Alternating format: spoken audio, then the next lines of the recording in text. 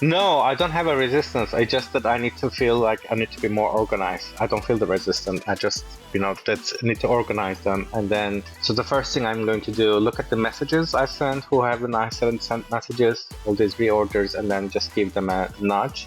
Another thing is, unfortunately, Fair.com doesn't give you the customer's email, so you only have their mobile numbers. Which means I can call them straight away. You call them. I just call them.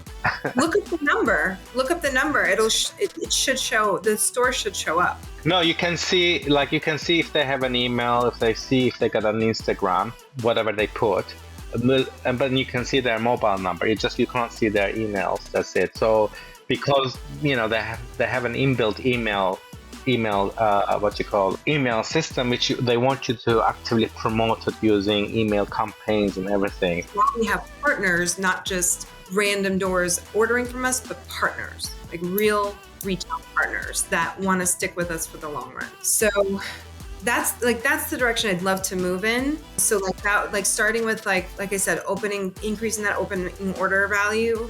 And then ideally, like I said, it should be at least 300, which would bring us down to about 56 stores if you want to hit six figures. But here's the other thing. We could also look at what would it look like if we increase the frequency of orders. Like let's say they're reordering. Let's say we bump it up to 150. So we bump it up to 150 and we increase the frequency of reorders to every month. So that would be 150 times 12.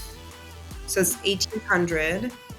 So 100,000 divided by 100,000 divided by 1,800 is 55.5 doors. So it's 56 doors. But then I come across these upcycled ingredients, which I thought, look, this is really innovative and what's happening. And they're also reducing the food waste. So I thought that could be my angle because I'm really passionate about environment. I want really good skincare. And I also learned these ingredients, but then this whole new area is flourishing.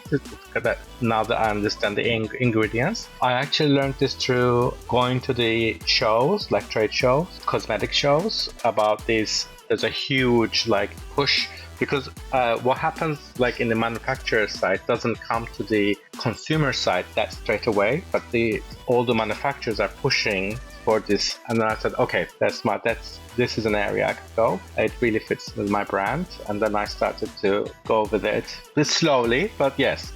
And how long ago was that? The whole upcycling started the next year. You really have to be very selective with the retailers that you choose to go into because that sets the bar and that's the standard. And I remember, being so early on and I don't think I was as clear as I could have been at the time when I was very early in my business on my target customer. And so now that you've done this work on your target customer, we've done it together, right, over the last few months, I think you can be much more selective of who is a good fit, who is a not good fit.